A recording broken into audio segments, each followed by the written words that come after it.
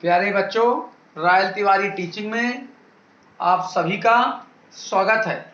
आज हम देखेंगे साझेदारी फर्मों के लिए लेखांकन के मूल तत्व में सवाल नंबर 28 प्रॉब्लम का। ठीक है, इसमें देखेंगे कि पूर्व समायोजन में किस प्रकार से जो गलतियां होती हैं या जो लिखने से छूट जाते हैं उनको किस प्रकार से एंट्री करनी है, उनको किस प्रकार से टेबल उसकी बनानी है। तो एक सवाल दिया है, वेरी इंपॉर्टेंट सवाल है, परीक्षा में हमेशा आता जाता रहता है। ठीक है ना बच्चों?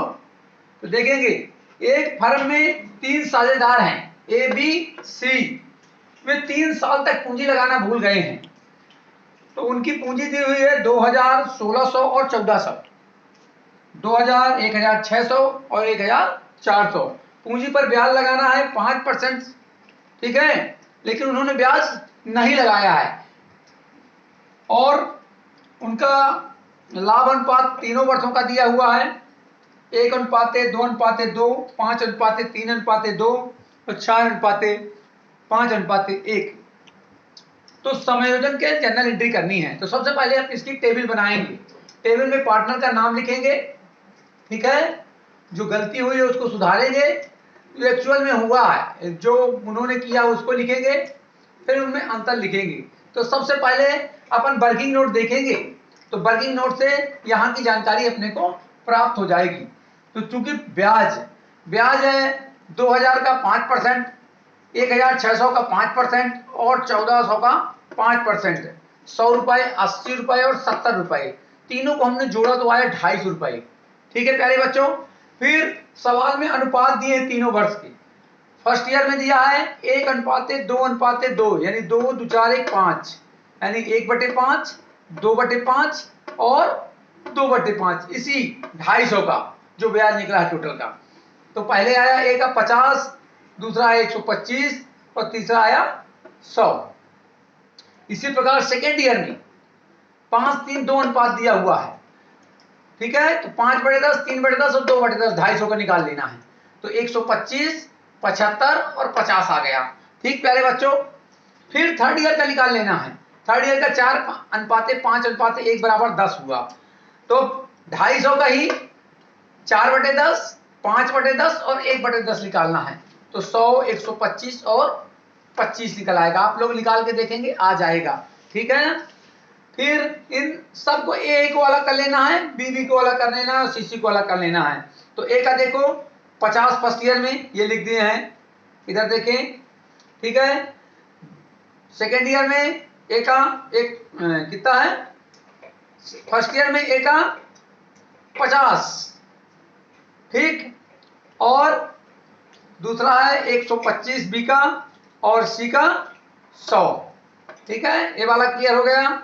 इसी प्रकार सेकेंड ईयर में 125, 75 और 50, 125, 75 और 50। और थर्ड ईयर में देखेंगे एक क्या है, थर्ड ईयर में 100, 125 और 25, 100, 50, 25, 100, 50, 25। देख लें एक बार हल करके।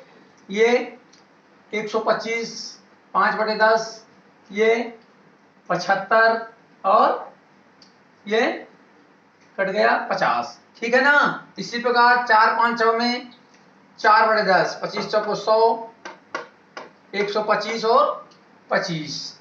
इस प्रकार से हो गया 275, 300 और 175। ठीक है, क्योंकि पहले वर्ष कहा है 3 साल इन्होंने गलती कर दिए थे, मतलब इन्होंने ब्याज नहीं लगाया था, भूल गए थे।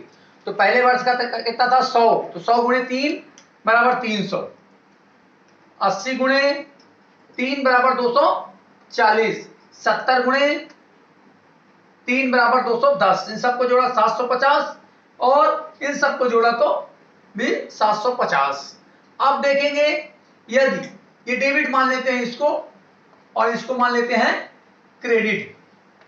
तो यदि डेबिट वाला बड़ा होगा, ठीक है, तो डेबिट में लिखा जाएगा और क्रेडिट वाला बड़ा होगा तो क्रेडिट में लिखा जाएगा। तो यहां देखो क्रेडिट वाला बड़ा है, तो 300 में 275 गए तो क्रेडिट में लिख दिया गया 25 रुपए। ठीक है, अंतर की राशि। इसी प्रकार 300 में 240 गए, ये डेबिट वाला पड़ा है तो डेबिट में 60 रुपए। इसी प्रकार 210 में 175 चले गए तो क्रेडिट में लिखा गया। क्रेडिट में क्यों लिखा गया?